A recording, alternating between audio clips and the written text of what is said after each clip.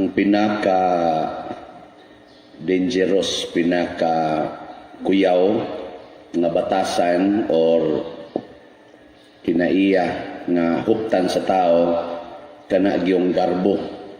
Garbo ba? Kamo dili mo pagarbohon? Portig yung kuyawa na. Pero kasagaran nato mao gid nay pinangga kay nato ang garbo. Ya ang pinakamapuslanon nga kinaiya sa tao nga dako jud kay na siyang ikatabang munindot gyud atong kinabuhi kana gyung pagka mapaubsanon ang pagpaubos. Pero mao sa gidnay kontra kay nato. Kamo unsa may inyong pinangga, ang garbo o ang pagpaubos? Tubag. Pagpaubos. Murag mo mga bata. Kana bang mopili gid ba unsay nindot? Mao gina. Pareha ra bisag mga matay na lang tingita. O kanang inyong pagpili sa ingon ana, mao nay tinuod nga garbo. Kana bang ang usabi ng garbo, kana bitang maningkamot tang dili ta mabati.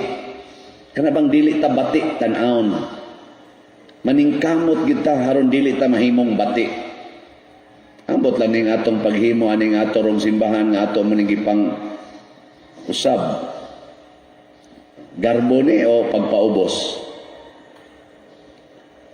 Wa ko kay ba? Basin o garbo ni. Matod pa sa unang pagbasa, ang garbo sa Huda or sa Israel, mausay ni ut-ut nila. Mahimo silang purti ka miserable nga mga katawhan tungod kay pagarbuhon sila. Mura silang katong panapton ba? Karsunsilyo nga gilubong sa yuta, pagkuha og balik sa propeta, unsa may nahitabo, wa nay kapuslanan kay nadunot na, nagabok nagmaayo. Iyar ba tatong gisulob-sulob? Di na mapuslan. Pero sa atong ebanghelyo, ang lisos mustasa nga portig yung gamayang nga gilubong sa yuta, mao man ang kanang humility, kana bitang andam kang magpakamatay, kana bang bahalag asa ka ilubong, gilubong sa yuta ni tubo na ay ni tubo, no? Pariharasan sa kanabitang yes nga imong isagol sa harina, mawa mo na siya. Pero ang harina mutubo.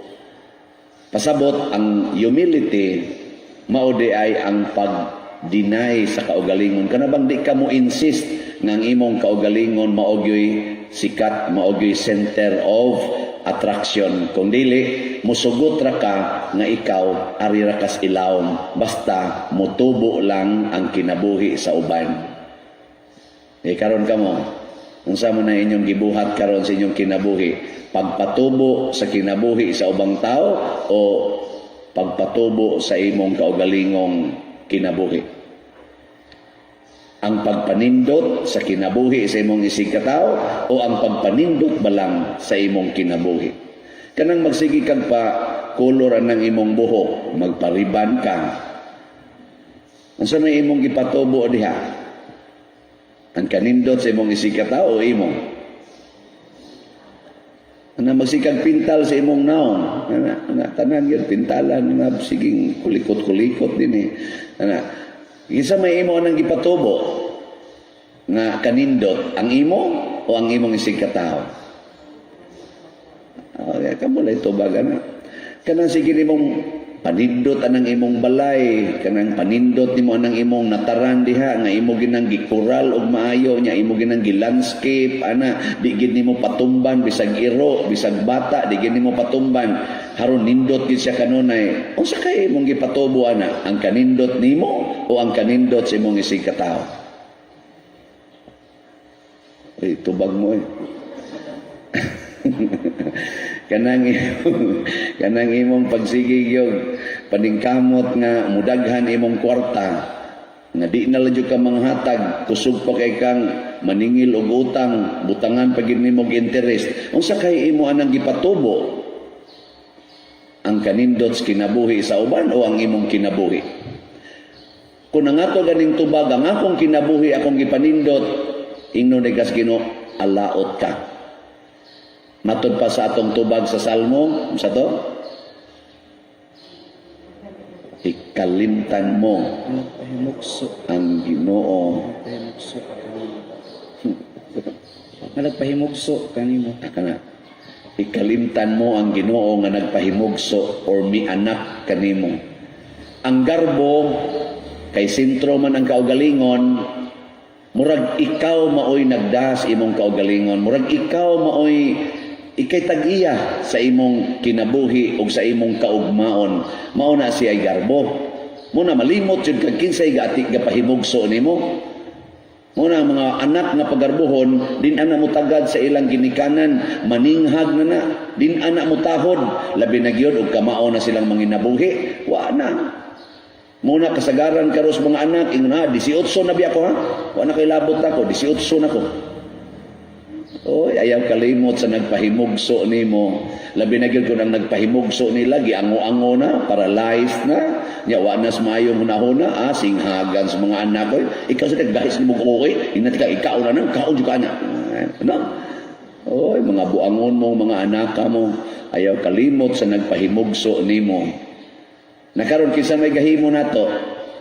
Kita o ang Ginoo? Oo na. Unya, kung magpakasa ta, nahinomdom patas Ginoo, wa na. Muna maduno ta. Kining COVID-19, ako ning balikon ha, kining COVID-19 nga nagtap-tap ta dinhi, bunga gini sa atong sala. Bunga gini sa atong sala. Kana bang atong pagpaka aron ingnon nga murag kita mo iga-control sa kalibutan. Kontrolo na to ang population sa kalibutan. Mura jud kita'y tag-iya ba? Sus, mahurot ning bahandi sa kalibutan. Mo na pamatyagin ng mga bata. Inom yun mo anang pills. Palaygit yun mo. Pabasiktomi mo. Kay sus, unsaon na lang kung daghan na kayo ta. No? Mura jud kita'y tag-iya ba? Wa mo na huna-huna. Pagi, klaro. Oo na. Yung Ginoo, sige, control na mo sa population, daghan na mo kwarta, i-allow na ko ning COVID. Tanaw na to magsilbi ba ng inyong kwarta. Tanaw na to ang inyong pag-control sa inyong population. Di ba mo mahadlok kung hutdo na nako ang population? Oy, nangahadlok di ay. Ingon-ingon pa, overpopulated na ta, hadlok dahil kuhaan ang population. Oh, mga buangon ta. Mauna, dako kayo ni siya nga mensahe nato kining mga tao nga nagtabang nato dinhi sa atong parokya. Nganuman, taliwa sa ilang kalisod, taliwala sa ilang kanisan pag-atubang aning krisis, pareha ra man tag kahimtang. Kamao pa silang muhatag og tag 100 pesos, 500, 1,000, 10,000, 20,000, 500,000, 1 million para sa atong proyekto dinhi. Nganuan, tungod kay nagpaubos sila. Nasayod sila nga sa mataghatag nila dinhi og hinabang aning maong proyekto sa simbahan, ilang gihinomduman ang nagpahimugso nila nga mao ang Ginoo. Nya kana pag yung matandog ko, kana pag yung moingon ba muhatag og 10,000, muhatag 50,000, hatag pag yung 200,000, nya moingon, Father, ayaw lang yun i-mention ha? Ay lang yung i-mention, Father, kay ako ra gining gamayng tampo ngadto sa Ginoo. Nya sakit-sakit pag yung hunahunaon kana, pag yung naingon, ako lang ning gamay-gamay, Father, kay saon sa dang ako igsuon na man sa ospital, tunga na mas milyon among gasto, kay galisod sad niya, pobre baya mi Pader, kung ganahan man jud kumutabang, kanilang usang 20,000, gamay ra gyud kay na Pader. Kamo gamay ng 20,000? Na agani mo hogs kolekta 1,000 sigam ging matas tigihap tilisod, ala kadako gud ani gud kadako. Kay kasagaran ka na ramang bainting dunot, nga na mauro mo naging kasagaran, makita na to. Pero nga, nagani ka ng tag 1,000, tag 500, mura mong tag masiga itong mata.